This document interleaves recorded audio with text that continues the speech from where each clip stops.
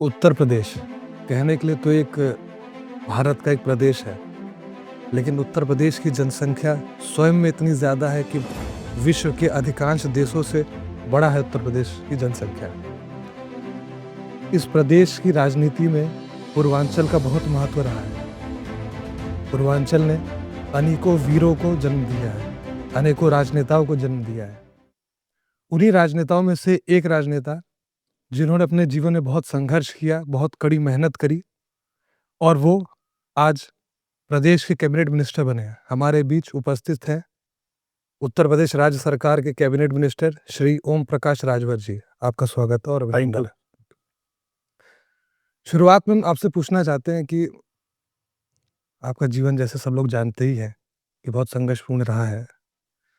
हम लोग ये जानना चाहते हैं कि आपके माता-पिता क्या करते थे? कब आपका और कैसे ये राजनीति में आने का ये विचार बना? पिताजी ईस्टर्न कोलफील्ड लिमिटेड में काम करते थे। रानीगंज बंगाल का एक जिला है, बर्धमान। और माताजी घर पे रहती थी, तो ज़्यादातर माताजी के ही देख रेख में हम लोग शिक्षा हासिल किए। पिताजी को छुट्टी मिलती थी तब वो आते थे, तो उनका हमेशा प्रयास ये रहता था कि अ, मेहनत से पढ़ो और लापरवाही न करो। तो दोनों लोगों के प्रयास से हम लोग शिक्षा हासिल किए। एक दिन घटना घटी राजनीति में आने का। हम लोग बनारस ट्रेन से आते जाते थे, तो ट्रेन छूट गई। तो हमारे साथ एक लड़का पढ़ता था, तो उसके पिताजी रेलवे में इंस्पेक्टर थे, तो उनके पास 4 व्हीलर गाड़ी थी एक, तो उसी से हम लोग, ट्रेन छूट जाती थी तो उसी से आते थे।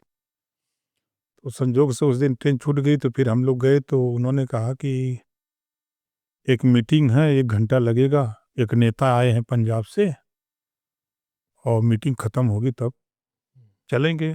तो हमने कहा कि तो हम लोगों को भी वहीं लेते चलिएगा, वहीं से निकल चलेंगे। कहा चलो। तो रेलवे प्रेक्षागृह बनारस, मात्र 24 लोग। मुझे आश्चर्य वो दिन आज भी याद आता है कि हम 2 लोगों को लेके और कांशीराम जी को लेके 24 आदमी।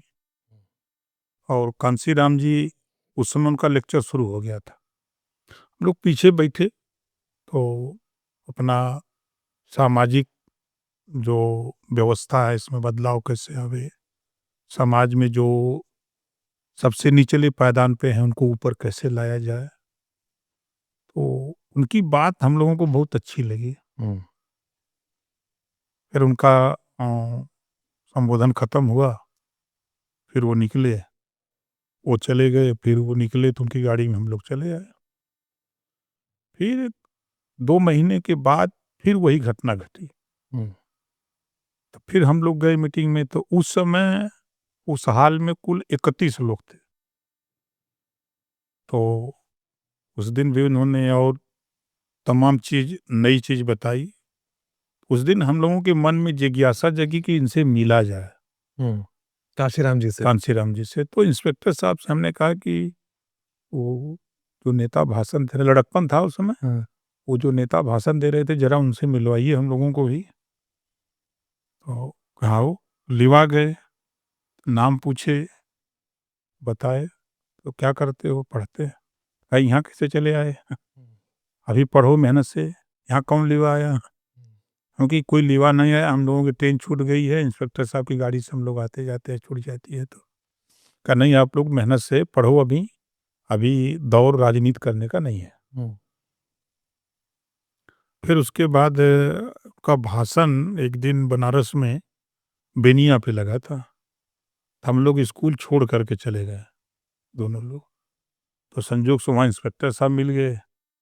कहा क्यों स्कूल छोड़ के चले आए?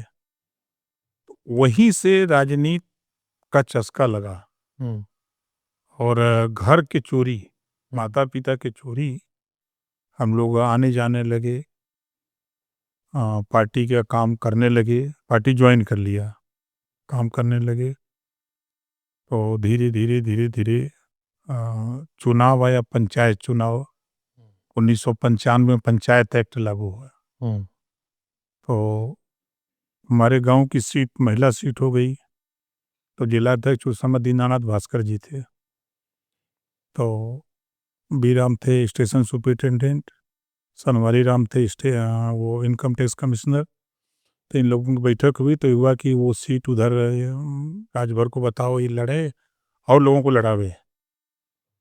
तो हमने कहा कि किसको खोजा जाए, चलो पत्नी जी को ही लड़ा लेते। लड़ा दिया, चुनाव जीत गई। तो चुनाव के दौरान पता लगा पिताजी को, तो वो भी आए। तो आए तो हमको बुलवाए, तो पूछे कि क्यों चुनाव लड़ा दिए, कैसे टिकट मिल गया। उनके मिल गया है, लड़ गए, कहे जीत जाओ, कहे वोट मिलेगा। पिताजी को जानकारी थी नहीं। हम कहे चुनाव जीत जाएंगे अच्छे वोट से। 7 उम्मीदवार थे, 6 की जमानत जब्त हो गई। पेटी खुलती थी तो लगता था कि जैसे बूथ कैप्चरिंग करके वोट कोई डाला, इस तरह का माहौल। हर वर्ग एक तरफा वोट दिया। उसके बाद से वहीं से राजनीति, पिताजी को मालूम हो गया कि ये राजनीति कर रहा है। तो 96 में विधानसभा का टिकट बसपा से मिला, तो पिताजी आए थे गांव। तो हमने उनसे कहा कि कुछ पैसा देते तो विधानसभा का चुनाव लड़ते। तो उन्होंने कहा कि विधानसभा का टिकट मिलेगा तुम्हें, हम क्या मान लीजिए मिल जाएगा तब। कहा कि मिल जाएगा तो 5 लाख रुपया देंगे। हम कहे ठीक है। तो टिकट मिल गया, गए नॉमिनेशन किए। अखबार में सुबह जब छपा तब उनको विश्वास हुआ। बुलाए तो कहें कि हम जा रहे हैं बैंक से आ रहे हैं, तो पैसा हम देते हैं। चुनाव लड़े, 1676 वोट से हार गए मात्र। अच्छा, हाँ, कौन से स्थान थी? तीसरे नंबर पे थे। अच्छा, 800 वोट से उदल जी जो 9 बार विधायक थे, वो हारे। 800 से वो हारे थे, 1676 से हम हारे थे। अजय राय जी जीते थे 800 कुछ वोट से। अच्छा, फिर उसके बाद हम लोग राजनीति में तब पूर्ण रूप से सक्रिय हो गए। तो बीच में मायावती जी से कई बार झगड़ा हुआ। जैसे उन्होंने योजना बनाई अंबेडकर ग्राम विकास योजना। तो हमारी बात थी कि भाई कोई गांव अगर घोषित हो रहा है अंबेडकर, तो जितने भी जाति धर्म के लोग हैं सबके रास्ते, हैंडपंप, बिजली, जो 14 योजनाएं हैं वो सबके यहाँ हो। तो वो सिर्फ दलित बस्ती के लिए बना। वहीं से विरोध हमारा शुरू। अच्छा, आप चाहते थे सब हाँ, सबका हो। तो काफ़ी चकचक होने लगा। फिर जब उन्होंने सिर्फ शेड्यूल कास्ट के लिए पट्टा खोला, पट्टा देना शुरू किया, तब भी हमारा विरोध हुआ कि भाई हर वर्ग में जो गरीब है, गरीब मानक मानिए, जाति नहीं। लेकिन अब भाई मालिक थी तो डांट भाई लगती थी। फिर उस बीच में जिलाध्यक्ष बन गए हम उस पार्टी के। फिर हमारा उनका विवाद हुआ बनारस में। उन्होंने शेड्यूल ट्राइब्स ISPCS निःशुल्क कोचिंग सेंटर खोला, मारुति जी ने। मारुति जी। तो हमने कहा कि बहन जी, आप संविधान की बात करती हैं, बाबा साहब डॉक्टर अम्बेडकर की बात करती हैं। संविधान में 4 वर्ग है, 2 वर्ग को तो आपने व्यवस्था दे दी है, 2 वर्ग की व्यवस्था नहीं हो पा रही है। तो इसकी भी व्यवस्था अगर ये बनारस में है तो गोरखपुर में खुले, प्रयागराज में खुले या कहीं खुले, लेकिन इन दोनों वर्गों की खुलनी चाहिए। तो वहाँ अनुशासन बहुत था ना, डांट देती थी। वो बहन जी डांटिए नहीं, लेकिन जो मैं कह रहा हूँ उस पर विचार करिए। खैर वो नहीं मानी, डांट के बैठा दिया। फिर उस इशू को लेके 2-3 बार हमारा झगड़ा हुआ उनसे, मायावती जी से। फिर उसके बाद हमारा उनका कुछ इशू पर जब उन्होंने भदोही का नाम बदला और जिलों का नाम बदला, तो हमने कहा कि जब आप एक तरफ कह रहे हैं कि इतिहास सबका होना चाहिए, तो फिर राजभर महाराजा सुहेलदेव का भी इतिहास होना चाहिए। तो उसी को लेके झगड़ा हुआ। तो उन्होंने कहा पार्टी से निकाल देंगे। हम कहे नहीं, निकालिए मत, हम खुद चले जा रहे हैं। 2002 में छोड़ दिया। उसके बाद खुद पार्टी बना ली। तो बहुत मेहनत लगी होगी नई पार्टी आपको खड़ी करने में शुरुआत से। राजकुमार गुप्ता जी हैं, ये हम सब लोग मिल करके शुरुआत से। किए 2002 में। 14 साल हम लोग जिस कम्युनिटी में हम पैदा हुए, इस तरह की तमाम ऐसी जातियां थी जिनमें शिक्षा 1% भी नहीं थी। तो हम लोग पहले उनको उनमें शिक्षा के प्रति जागृत करने का प्रयास किए। उसके बाद उनमें राजनीतिक चेतना जगाने की कोशिश की। भगवान राम की तरह हम लोग 14 साल लगातार, पूर्वांचल का कोई गांव ऐसा नहीं जिस गांव में हम न गए हों। अच्छा। और अगर गांव में पुरवा है तो पुरवा तक पहुंच गए हैं। बड़े गांव हैं तो 4 बार 5 बार 6 बार गए हैं। हम लोग दिन भर में 10 12 14 मीटिंग करते थे, चौपाल टाइप का। तो इस 14 साल में आपकी एक भी सीटें आई थी किसी ना विधानसभा में? एक भी सीट ना नहीं है। लड़ाते थे, हार जाते थे। और जानते थे जब पार्टी 2002 में बनाए तो हमने कहा था कि 2017 में पार्टी को सत्ता में ले चलेंगे। उसी दिन मैंने कहा था। और हमको ये नहीं था कि नहीं 17 में कौन सा जुगाड़ बनेगा, लेकिन हमको अपना आत्मविश्वास था कि हम 17 तक तब तक हम माहौल बना लेंगे। फिर माहौल वो स्थिति आई कि बनारस में इतने लंबे समय तक जैसे आपने 14 साल इंतजार किया, तो अंदर से धीरज टूटता नहीं? नहीं है? ना, कितना लंबा समय तक हम मेहनत कर रहे हैं, कभी हमने पीछे मुड़ के नहीं देखा। हम ये कि हम कितना कर रहे हैं और पीछे हमने किया तो क्या कमी रही, उसको सुधारते हुए हम आगे बढ़ते गए। और रिजल्ट आया कि जब लोगों के बीच से आवाज़ आने लगी कि राजनीति में भागीदारी होनी चाहिए, तो हमने कहा प्रधानी लड़ो। तो समझिए करीब 1000 से ज़्यादा प्रधान बनाए 2017 में। बीच में 10 साल के अंदर हमने समझिए कि 1000 से ज़्यादा प्रधान बनाया। अच्छा। तो जो प्रधानी का आनंद लिया पहले टर्म में, फिर दूसरे टर्म में और लोग बढ़े तो कहें कि जिला पंचायत हम के लड़ जाओ।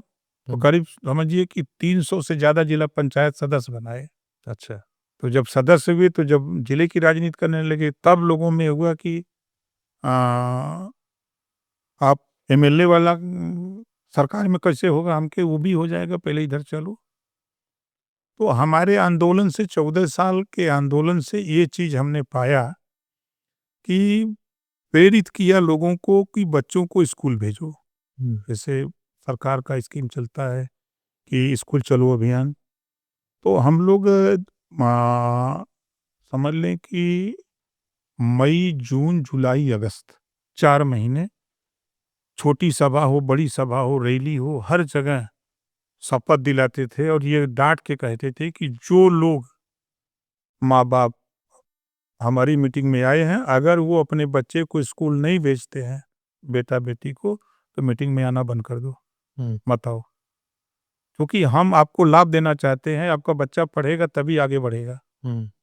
तो हम लोग ये हर साल 4 महीना हम लोग ये अभियान चलाए। उसमें सफलता ये मिली कि जहाँ 1% शिक्षा थी वो बढ़ करके 98% हो गई। ये उपलब्धि हमको मिली। कोई गांव ऐसा नहीं रह गया कि जहाँ high school, inter, BA, MA, MCom, BCom, LLB, LLM बच्चे तैयार हो गए। आज के तारीख में एक बड़ी उपलब्धि हमने अपने संघर्षों में पाया। तो जब जाते थे गांव में तो पहले से ये कहा जाता था कि चिट्ठी आती थी तो लोग पढ़ने वाले ने खोजे जाते थे। उस तरह के माहौल को हमने बदल करके हम सब लोग जो मिल करके बदल करके यहाँ तक ले आए। फिर 17 में बनारस में एक रैली हम लोग बनिया यहाँ कटिंग मेमोरियल में हम लोग एक रैली की है। उसी रैली की जाम में अमित शाह जी फंस गए, राष्ट्रीय अध्यक्ष थे। तब आपकी मुलाकात हुई वहाँ पे? हाँ, तो वही मुलाकात होती है, रैली में फंस गए। तो एक साथी हमारे साथ पढ़े थे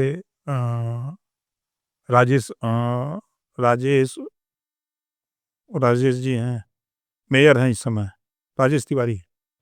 तो चुनाव से पहले आपका गठबंधन नहीं हुआ था? नहीं, बाद में हुआ था। 17 के पहले वो ये 16 की घटना है। अच्छा, 16 2016 घटना है। तो उसी रैली में तो अमित शाह जी जब गए वहाँ ताज होटल तो वहाँ राजेश तिवारी से पूछे कि यार ये पार्टी कौन सी है, कौन नेता है? तो कहें कि एक नेता है। कौन सा नेता को पकड़ के ले आओ? हमारी मुलाकात करा दो। तो उस समय मोबाइल नहीं थी हमारे पास। तो राजेश जी आए घर, रैली खत्म हुई तो हम लोग भी घर आए। तो घर बनारस घर है। तो घर पहुंचे तो आधे घंटे बाद वो भी आए। तो उनके कहा हो रैली में नहीं आए और यहाँ आ गए। तो कहें यार हमारे नेता आए थे और हमारे नेता आपको बुला रहे हैं, चलो मिल लो। हमको छोड़ो यार, नेताओं के चक्कर में हम बहुत नहीं रहते। कहा नहीं चलो हमारे साथ। तो जबरी अपना लिवा के चले गए। ताज होटल के बातचीत होने लगी। तो पूछा उछा बताए। तो उन्होंने एक बात कही कि हमको यूपी में सरकार बनानी है और आपकी ज़रूरत है। आप चाहोगे तो हमारी सरकार बन सकती है। तो हम कहे कि हमारे चाहने से होगा? कहा नहीं, आपके चाहने से हो जाएगा। तो फिर बातचीत दिल्ली बुलाए, दिल्ली गए, फिर पीएम साहब से बातचीत कराई। उस वहाँ जो है बातचीत के बाद तय हुआ। तो 9 और क्यों क्यों उनको समर्थन चाहिए था आपका? क्यों ऐसा उनको लगा कि आपके समर्थन से सरकार मैसेज उनको मिला कि पूर्वांचल में 100 सीटें ऐसी हैं जहाँ 10 से लेकर के 22% वोट अकेले हैं अपनी कम्युनिटी का। अच्छा। अब जैसे हम लोग अतरौलिया की बात करें हाँ। तो लोग कहते हैं कि यहाँ यादव बहुत है। कुल 30,000 यादव है और 17-18 हज़ार मुसलमान हैं। 50,000 पार नहीं करते, लेकिन एमएलए हैं। तो यहाँ लगभग समझ लीजिए कि 50,000 निषाद है। हाँ। 50,000 राजभर है। लगभग ये समझ लीजिए कि करीब 28 से 30,000 प्रजापति है अतरौलिया में। और भी यहाँ करीब 25-26,000 गोंड और खरवार है। हाँ। गिनती नहीं है। चौहान और मौर्य मिला करके, दोनों मिला करके कम से कम 25 से 30,000 वोट है। तो फिर ये सपा कैसे जीत जाती है हर बार? देखिए, सपा को जीतने का एक कारण है कि ये 2 तरह की पॉलिसी करते हैं।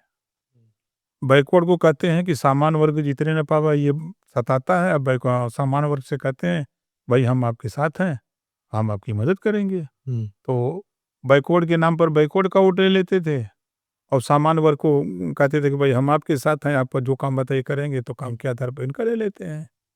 तो इस अब बार आप अतरौलिया के लिए क्या सोच के रखे हैं? देखिए, अतरौलिया के लिए तो हम लोग अतरौलिया ही नहीं, पूरे आजमगढ़ के लिए, साथ साथ पूरे प्रदेश में। जिस दिन अखिलेश जी ने अपना दूसरा सैफई आजमगढ़ को बनाने के लिए उद्घाटन किया, उसी दिन हम लोगों ने सोचा कि इनको हम यहाँ जमने नहीं देंगे। अभी तो कहा जाता है कि अखिलेश जी का गढ़ है, यहाँ कोई सपा को हिला नहीं सकता है। अब तो शायद हिला नहीं सकता, लेकिन हिल गए हैं लोग। 10 विधायक जो चुनाव के समय निकलते थे, 10 विधायक पागल होकर के घूम रहे हैं क्षेत्र में। और किसी से भी पता करिएगा, सबसे ज़्यादा परेशान अगर यहाँ आजमगढ़ में कोई है तो अतरौलिया का विधायक। अच्छा। इस नाते उसको मालूम हो गया है कि अब हम चुनाव नहीं जीत सकते। वो तीसरे नंबर पर जाएगा, आप देख लीजिएगा। वो तीसरे नंबर पर जाएगा। उसका रीज़न है क्योंकि हमने जब यहाँ धरातल पे टोला तो प्रजापति लगभग समझ लें कि 90% वोट सपा को, गोंड 90% वोट सपा को, राजभर भी समझ लीजिए कि 40 से 50% वोट सपा को। आपने अभी शिक्षा की बात करी कि हम सबको बोलते थे कि शिक्षा करो, अपने बच्चों को पढ़ाओ। तो मैं ये जानना चाहता हूँ कि जब आप भी शिक्षा की बात करते हैं और लोगों से कहते हैं पढ़ाओ, तो फिर चुनाव के समय में लोग जाति के ऊपर क्यों नहीं उठ पाते हैं? देखिए, ये पहले कृषि प्रधान देश था, अब जाति प्रधान देश है। कोई पार्टी देश में उठा के देखिए, बात तो बहुत अच्छी करते हैं, अंतिम समय में अगर पार्टी का संगठन बनाना है तो जाति के नेता पकड़ना है। अगर एमएलए का टिकट देना है तो जातियों की आबादी और जाति को टिकट देना है। सरकार में अगर मंत्री बनाना है तो जाति के नेता को मिनिस्टर बनाना है। ये सारे फार्मूले दूर हो जाते हैं। किसी भी इशू पर अगर जिस पार्टी का जो भी विचारधारा है वो फिर यहाँ आ जाते हैं। लेकिन क्यों, ये कब तक ये ऐसा रहेगा कि हम लोग इससे ऊपर उठ नहीं पाएंगे? उसका कारण हमारा अपना मानना है। देखिए, यहाँ जब कांसीराम जी आए तो उन्होंने एक नारा दिया, जाति विहीन समाज की स्थापना, जाति तोड़ो समाज जोड़ो, एक नारा दिया। प्रयास उन्होंने किया। प्रयास ये हुआ कि आज के अगर हम 40 साल पहले की बात करें तो छुआछूत, भेदभाव, नफ़रत थी। उसको कांशीराम जी ने लगभग सब तो नहीं लेकिन 60% खत्म किया। एक टाट पर, एक घाट पर सभी जाति धर्म के लोगों को बैठा दिया और एक जगह पानी पिला दिया। उन्होंने सामाजिक परिवर्तन, तो उनकी ये सोच थी। इस नाते नहीं हो पा रहा है कि देखिए 2 चीज़ें हम आपके सामने रखेंगे। पहला तो जब तक तहसीलों में ठप्पा मार करके तहसीलदार जाति प्रमाण पत्र देगा। जब तक नौकरियों में कॉलम बन के आएगा कि आप किस जाति के हो, किस धर्म के हो, तब तक कैसे जातिवाद खत्म होगा। एक सबसे बड़ी चुनौती हमारे हिसाब से, हम तो खुलेआम, हम तो सरकार में हैं, हम तो कहते हैं, मुख्यमंत्री से भी कहते हैं, सबसे कहते हैं कि अगर जाति की बात नहीं करते तो पहले तो ये काम करो कि ये दोनों काम बंद हो जाए। तो ये काम बंद करने के लिए तो सबसे पहले आरक्षण पे विचार करना पड़ेगा ना? देखिए आरक्षण 10 साल के लिए बना था। आरक्षण परमानेंट नहीं था। हाँ। आरक्षण 10 साल के लिए था। लेकिन नेता अपने स्वार्थ में, वोट की राजनीति को लेकर, क्योंकि वो 22.5% वोट है, उसी वोट को लेकर के ये हर 10 साल बढ़ाते जाते हैं, बढ़ाते जाते हैं, बढ़ाते जाते हैं। तो आप क्या चाहते हैं कि इस आरक्षण को बढ़ाया कि जाए? हम तो ये चाहते हैं कि अगर आरक्षण है, तो जैसे हम लोग शुरू में ही कहते हैं, शुरू से कहते हैं, आज भी कह रहे हैं कि आज के तारीख में जो DM, SP, DIG, IG, DGP, राज्यपाल, मुख्यमंत्री, राष्ट्रपति, राज्यपाल हो गया, उसको आरक्षण की क्या ज़रूरत है? आज उसको आरक्षण से बाहर निकाला जाए। आरक्षण उसको दिया जाए जो गरीब है, किसी जाति धर्म का हो। गरीबी का आधार माना था बाबा साहब ने। लेकिन आरक्षण आज मायावती को क्या ज़रूरत है? चिराग पासवान को क्या ज़रूरत है? तो ऐसे लोगों को आरक्षण की क्या ज़रूरत है? आज जो आईएएस हो गया, आईपीएस हो गया, तो वो तो अपने बच्चे को पढ़ाने की हैसियत में है, उसका स्टेटस तो अब वो आरक्षण पाने का नहीं, लेकिन वो उसी आरक्षण की बदौलत फिर आईएएस बन रहा है। तो आप तो सरकार में हैं, तो आपको बोलना चाहिए कि इसको खत्म करिए। देखिए हमसे ज़्यादा कौन बोलता है? सवाल इस बात का है कि 54 मिनिस्टर हैं, जी। अकेले हम अपनी पार्टी से सहयोगी दल है। 53 एक तरफ हैं, हम अकेले हैं, फिर भी हम लड़ते रहे। आपने कहा कि अमित शाह जी ने आपसे मिलके सरकार बनाया है। नहीं, वो तो देखिए सरकार बनाया, आज भी संबंध है। अभी जैसे बिहार में देखिए हमको सीट नहीं मिली, हम 53 सीटों पर चुनाव लड़े, एनडीए में रहते हुए अकेले चुनाव लड़े। एक चुनौती था। तो सरकार बीजेपी को उससे ऑब्जेक्शन नहीं होता कि आप भाई हम आपसे तो कह रहे हैं कि हम आपके साथ रहना चाहते हैं, हमको दुइया को सीट दे दीजिए, आपने नहीं दिया। मैं आपसे कहा कि मैं वोट तैयार किया हूँ, जो नेता पहलवान तैयार हैं, आप 1-2 दे देंगे तो उसी सहारे हम लोग आपके साथ खड़े हो जाएंगे। अगर आप नहीं देंगे तो हम चुनाव लड़ेंगे। चुनाव लड़े, फिर शपथ समारोह हुआ, दिल्ली से फोन आया कि शपथ समारोह में पहुंचो, पहुंच गए वहाँ। तो इस 53 सीटों पर जिसमें आपने चुनाव लड़ा, उसमें क्या आपकी पोजीशन? 2,04,112 वोट मिले थे टोटल। और हमारे लड़ने वाले लोग, कोई मोटरसाइकिल से था, या यूं कह लीजिए कि जितने भी 53 लोग लड़े, कोई अपने दम पर नहीं लड़ा, सब पार्टी के दम पे लड़े हैं। अच्छा। पार्टी, वहाँ के समर्थक, वोटर, नेताओं के दम पे, जो फॉलोअर थे उनके दम पे लोग लड़े। एक रिपोर्ट है रिजर्वेशन की, जिसके लिए आप कहते हैं कि रिपोर्ट का साथ ओबीसी रिपोर्ट है। रिपोर्ट का नाम मैं थोड़ा भूल रहा हूँ। सामाजिक न्याय समिति रिपोर्ट है। इसके प्रति आपके क्या विचार? देखिए, इसी को लेके पिछली बार सरकार मैंने छोड़ दिया था। 2 बार अमित शाह जी आए थे लखनऊ पिछली सरकार में, मुख्यमंत्री से हमारी उनकी दोनों के बीच में पंचायत हुई, तो हम बार-बार यही कहते थे कि आपने मुझसे वादा किया था, सरकार बनवा दो, हम इसको लागू कर देंगे, आप लागू नहीं कर रहे हैं। तो उन्होंने दूसरी बार उन्होंने कहा कि रिपोर्ट पुरानी हो गई है, हम एक नई कमेटी बना देते हैं समीक्षा के लिए।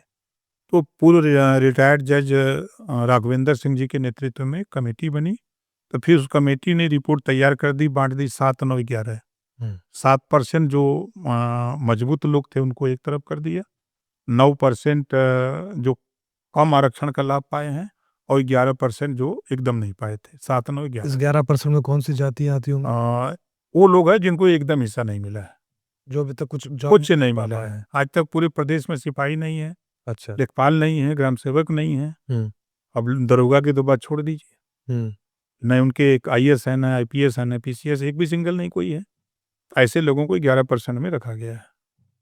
तो क्या उम्मीद है इसकी इस रिपोर्ट का पालन किया जाए, सरकार एक्सेप्ट करेगी इस रिपोर्ट को? क्या उम्मीद किसी को थी कि जातिवार जनगणना होगी? नहीं। हुआ। हम्म। कैबिनेट ने पास किया ना, रोहिणी आयोग का गठन हुआ है, रिपोर्ट आ गई, पूर्व राष्ट्रपति रामनाथ कोविंद जी के नेतृत्व में 5 सदस्यीय टीम बनी, समीक्षा भी हो गई। अब जिस दिन जातिवार जनगणना की रिपोर्ट तैयार होगी, उसी दिन ये रिपोर्ट लागू होगी। अच्छा। तो अभी हाल ही में 2026 उत्तर प्रदेश में पंचायत इलेक्शन भी होने वाले हैं, तो क्या ये रिपोर्ट उससे पहले एक्सेप्ट कर ली जाएगी? नहीं, नहीं आ पाएगी। 2027 तक तो वो कंप्लीट हो, जनगणना ही होगी। हम्म। चुनाव तो होने जा रहा है 6 महीने के बाद। हम्म। एसआईआर के प्रति भी लोगों की बहुत चिंता है। गलत चिंता है, विपक्ष को परेशानी है। कि नाम काट दिए जाएंगे। नहीं, वो देखिए होता क्या है, हम लोग भी बूथों पर रहे हैं, देखे हैं। 3 बजे 4 बजे के बाद जब वोटर वोट देने की संख्या नगण्य हो जाती है एक तरह से, तब क्या होता है कि जो जिस बूथ पर जो मजबूत होता है, तब वो जो मरे हुए लोग हैं या बाहर लोग हैं, अपने स्टेट से छोड़ करके दूसरे स्टेट में रह रहे हैं, ऐसे लोगों के फर्जी वोट डालते हैं, हम्म। दो दो जगह नाम चलते हैं लोगों है के। ना? तो चुनाव आयोग 20 साल, 25 साल, 15 साल, 10 साल से किसी मतदाता की डेथ हो गई है, आज भी उसका नाम है। तो चुनाव आयोग की मंशा है कि जो मृतक है उनका नाम निकाल दिया जाए, और जो एक स्टेट से दूसरे स्टेट में चले गए वहां भी मतदाता सूची में नाम करा लिए, तो उनका एक जगह मतदाता सूची में नाम हो। इसके लिए वो चल रहा है। तो खुलेआम तो छूट है कि आप किसी बूथ पर जाओ, बीएलओ से मिलो, कोई शिकायत है डीएम से मिलो, एसडीएम से मिलो, सारे अधिकारी लगाए गए हैं। अभी तो मैं गांव में चौपाल लगाया, पूछा तो 90% लोगों ने का 95% लोगों ने कहा कि हम लोगों ने फार्म भर दिया है, जबकि अशिक्षित सिकंदरपुर गांव था। तो इस एसआईआर की कोई समय सारणी भी कि इस समय तिथि तक इसको कर लेनी है? वैसे 4 तारीख डेट है, 4 दिसंबर तक इसको कर लेना है। तो यही विपक्ष लोग कह रहे हैं कि बहुत जल्दबाजी हो रही है, इसको समय ज्यादा देना चाहिए था। जल्दबाजी अगर हो रही है तो इन लोगों को लिखा पढ़ी चुनाव आयोग को करना चाहिए ना। अपनी समस्या, अगर हम बीमार हैं डॉक्टर के पास जाना चाहिए ना। अगर चुनाव आयोग से आपकी समस्या है तो चुनाव आयोग के पास जाइए। और वो तो ये भी कहते हैं कि चुनाव आयोग भी सरकार के कंट्रोल नहीं, में वो है। गलत बोलते हैं ना। वो गलत इस नाते बोलते हैं कि जब ये चुनाव जीत जाते हैं हम्म। तब चुनाव आयोग सही, हम्म। जब चुनाव हार जाते हैं तो चुनाव आयोग गलत। गलत हो जाती है। ये प्रमाण है ना। हाँ।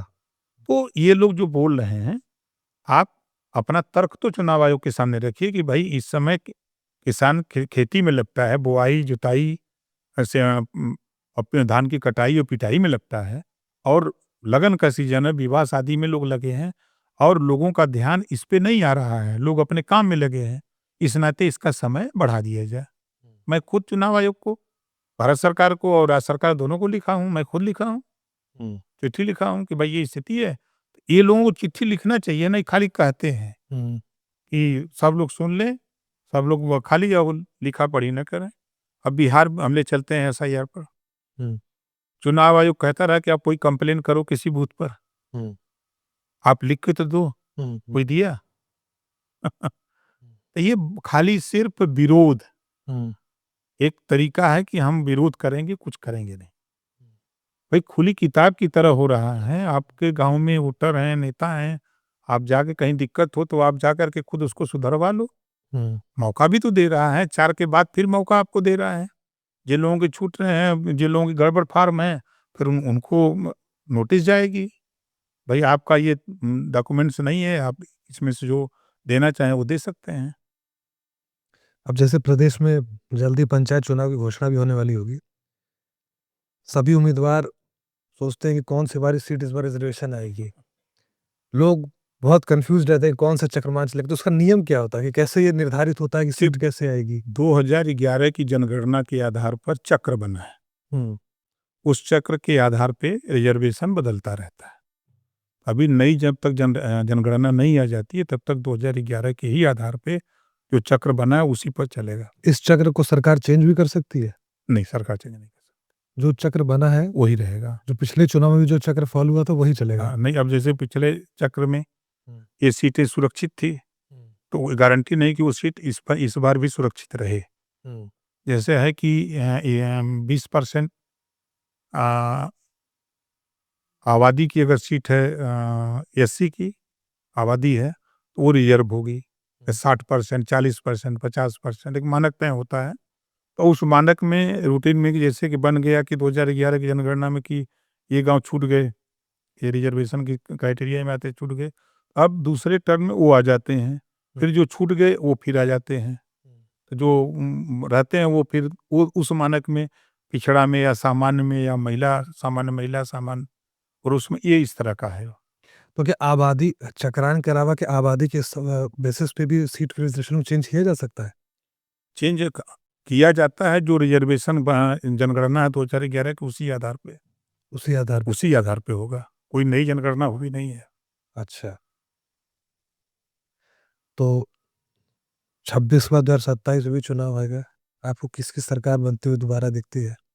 देखिए, अभी यूपी ही नहीं पूरे देश में जो माननीय नरेंद्र मोदी जी की छवि पूरे देश में बनी हुई है और उत्तर प्रदेश में योगी जी के नेतृत्व में जो काम हो रहा है और उस काम को लेकर के अभी विपक्ष बहुत दूर है। हुँ। विपक्ष को सत्ता में आने में अभी बहुत टाइम लगेगा। इस नाते टाइम लगेगा कि वो अकेले-अकेले लड़ेंगे। हुँ। अहिया 5 लोग हैं। हुँ। संजय निषाद साथ में हैं, अनुप्रिया पटेल साथ में हैं, उधर जयंत चौधरी साथ में हैं, ओम प्रकाश राजभर साथ में हैं और भारतीय जनता पार्टी।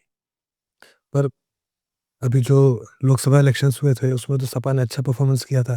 देखिए, लोकसभा चुनाव में और विधानसभा के चुनाव में दोनों में अंतर है। आपके आजमगढ़ में तमाम प्राइवेट स्कूल खुले हैं, हुँ। लेकिन एक आपका भी प्राइवेट स्कूल है। अंतर है कि नहीं दोनों में? हुँ। उसी तरह विपक्ष के काम में और सरकार के काम में 8 साल में कहीं दंगा नहीं हुआ, कर्फ्यू नहीं लगा। तो जहाँ दंगे कर्फ्यू होते थे, तो वहाँ के लोग तो खुशहाल हैं। हुँ। तो वो इतना कहते हैं कि भाई चलो नहीं कुछ हो रहा है तो कम से कम दंगा कर्फ्यू नहीं हो रहा है। प्रदेश आग की चपेट में नहीं आ रहा है और केंद्र और प्रदेश सरकार की योजनाएँ गाँव तक पहुँच रही हैं। हुँ। जो बीच के बिचौलिए होते थे, जैसे आपने सुना होगा कि राजीव जी कहा करते थे कि हम 100 रुपया दिल्ली से भेजते हैं तो 10 पैसा पहुँचता है, हुँ। 10 रुपया पहुँचता है। अब यहाँ क्या है, सीधे खाते से खाते। हुँ। अगर किसान सम्मान निधि जा रही है तो सीधे सरकार के खाते से कि लाभार्थी किसान के खाते में चला गया। तो बीच का जो बिचौलिया था, वो खत्म हो गया, वो परेशान है। हुँ। अब राशन राशन के संबंध में चाहे वो आपके गैस कनेक्शन के सवाल पे हो, पहली बार मोदी जी के राज में हम लोग अपने कार्यकाल में अपने समय में बैंकों में खाता खुलवाने में सिफारिश लगती थी। आज के अगर 20 साल पहले जाएं हम तो बैंकों में खाता खुलवाने के लिए सिफारिश होती थी, हुँ। लेकिन मोदी जी ने सबका बैंक में खाता खुलवा दिया बिना सिफारिश का। हुँ। ये तो लोगों हुआ है, को बिल्कुल हुआ है। और जो गरीब शौचालय के लिए परेशान था, आवास के लिए परेशान था, करोड़ों लोगों को आवास और शौचालय बनवा करके दे दिया। आज जो व्यक्ति खुले में शौच के लिए जाते थे, आज 90% उस पे विराम मोदी जी ने लगवा दिया। हुँ। हर आदमी शौचालय की डिमांड करने लगा है। लगभग सब लोग नहीं तो 10% जो जिनके पास नहीं है, सरकार भी एक्टिव है बनाने के लिए, वो भी लगी हुई है। आप किसी रेलवे स्टेशन जैसे आजमगढ़ का ही अगर जंक्शन हम देख लें, सुबह कोई ट्रेन अगर खड़ी होती थी, तो गंदगी होती थी। लेकिन आज वही ट्रेन सुबह खड़ी होती है, गंदगी नहीं है। साफ-सफाई आप देखिए, जैसे आपके विद्यालय में जो साफ-सफाई, तो सरकार की जो मंशा, सरकार ने जो काम किया मोदी जी के समय में, जो पंचायती राज विभाग के जो हमारे डीपीआरओ, एडीपीआरओ, पंचायत सहायक, डीडी सारे लोगों ने मिलकर के जब गाँव में सीटी बजाते थे सुबह 4 बजे भोर में, तो लोगों को बड़ा ऑकवर्ड लगता था कि कौन आदमी, और विवाद होते थे। लेकिन प्रयास, जब मोदी जी ने दिल्ली के लाल किले से बोला कि हम हर घर शौचालय देंगे, तो विपक्ष उस समय भी यही कहा था कि मोदी जी को शौचालय की बात लाल किले से नहीं करना चाहिए था। लेकिन शौचालय के पीछे अगर जाइए, तो खुले में शौच करने से गंदगी पैदा होती थी, गंदगी से बीमारी पैदा होती थी। उस बीमारी को रोकने के लिए प्रधानमंत्री जी प्रयासरत हैं, तो उसमें हमारा और पूरे देश के सबकी ज़िम्मेदारी है कि हम सब लोग उसमें सहयोग करें। आजमगढ़ रेलवे स्टेशन का भी आपने नाम लिया था। आजमगढ़ के लोगों को एक परेशानी होती है कि यहाँ से मैक्सिमम सिटीज़ के लिए ट्रेनें नहीं हैं, बड़े सिटीज़ में जाने के लिए, क्योंकि ये शायद डायरेक्ट रूट से बाहर है। तो इसके लिए भी कोई सरकार की योजना है कि इसको भी बनारस या गोरखपुर से जोड़ा जाए कि कुछ ट्रेनें बढ़ सके? देखिए, ये सेंट्रल गवर्नमेंट का मामला है, जो यहाँ के सांसद हैं, हुँ, या तो वो लोग जानते नहीं इस समस्या को। ये लोग अगर दिल्ली पार्लियामेंट जैसे पहली तारीख से चल रहा है, अगर ये अपनी बात को रखें तब तो, ये लोग तो सदन चर्चा के लिए बना है, हुँ। लेकिन वहाँ ये लोग खाली विरोध के लिए जाते हैं। पर आप तो आज़मगढ़ के लिए मेहनत कर रहे हैं, तो आपको तो ये बात हम रखनी तो भाई चाहिए। प्रदेश सरकार के हैं ना, हुँ। ये जो रेल मंत्रालय है वो भारत सरकार का है। अगर खाली सांसद सदन में बोल दे कि भाई आजमगढ़ से ये दिक्कत है, हमको यहाँ से ये ट्रेनें चाहिए यहाँ जाने के लिए, हो जाएगा। देखिए, रेल मंत्रालय के लिए लालू जी बोलते थे, ममता जी बोलती थी, रामविलास पासवान जी बोलते थे, जो जिधर चाहा उधर हो गया। लेकिन बशर्ते जो सांसद चुन के जाता है, जनता इसी नाते चुन के भेजती है ना, कि हमारी जो समस्या है वो सदन में आप रखो। तो जब सदन में रखा जाता है तो नोटिस में हो जाता है। तो नोटिस में हो जाता है तो उस विभाग को जाता है। विभाग उसका सर्वे कराता है। जब सर्वे कराता है तो फिर उसकी कार्रवाई करता है। तो ये लोग अब आजमगढ़ की जनता से तो हम यही कहेंगे, अगर आप विकास अपना चाहते हो, तो समाजवादी पार्टी का साथ छोड़ो। हुँ। लोग कहते हैं कि उगते हुए सूरज को सब लोग सलाम करते हैं। तो आप लोग, ये तो डूबती हुई समाजवादी पार्टी है। हुँ। आपके पास हज और वक्फ मंत्रालय भी है। वक्फ बोर्ड में क्या क्या चेंजेज़ और क्या सुधार ला रहे हैं आप? देखिए, वक्फ बोर्ड में ये है कि जैसे ये आपका विद्यालय है, वक्फ बोर्ड का मेंबर अगर आप आके यहाँ कह देता था कि ये संपत्ति हमारी है, वो डीएम के यहाँ तुरंत जाके एप्लीकेशन देता था, हुँ, इसको खाली करा दो। आप कुछ नहीं कर सकते। हुँ, इसमें संशोधन ये हुआ है कि वो प्रूफ दे कि ये हमारी संपत्ति है और डीएम उसकी जाँच करेगा। हुँ, जाँच के बाद अगर वो संपत्ति उनकी है तब तो उनको मिलेगा, नहीं तो उनको नहीं मिलेगा। पहला संशोधन। दूसरा कि वक्फ जो कमिटी है, आधी आबादी महिलाओं की है, तो उसमें 2 महिलाओं को रखने का, और अल्पसंख्यक में 6 धर्म आते हैं, सिख, ईसाई, जैन, पारसी। तो ये 6 धर्मों के लोगों की सहभागिता उसमें होनी चाहिए, कमिटी में। हुँ, तो इनके भी मेंबर उसमें रखने का प्राविधान है। और जो भी वक्फ बोर्ड की संपत्ति है, वक्फ बोर्ड मतलब अल्लाह की संपत्ति, वक्फ की संपत्ति अल्लाह की। तो ये सपा, बसपा, कांग्रेस के लोग इसको अपनी संपत्ति बनाने के काम में लगे हुए थे। तो उसमें मोदी जी ने संशोधन किया है कि अब ये संपत्ति, जितनी वक्फ बोर्ड की संपत्ति है, वो सबके सामने आवे, ताकि लोग जानें कि ये वक्फ बोर्ड की संपत्ति है, और ये संपत्ति अगर उसको कोई बेचता है, कोई खरीदता है, तो सबके संज्ञान में रहे। तो आज हमारे माननीय ओम प्रकाश राजभर जी से बात करके बहुत हमें अच्छा लगा, बहुत सारी जानकारी भी मिली। आशा करते हैं आप ऐसे ही बार-बार आते रहेंगे। आपका आने के लिए बहुत-बहुत धन्यवाद। Thank you sir.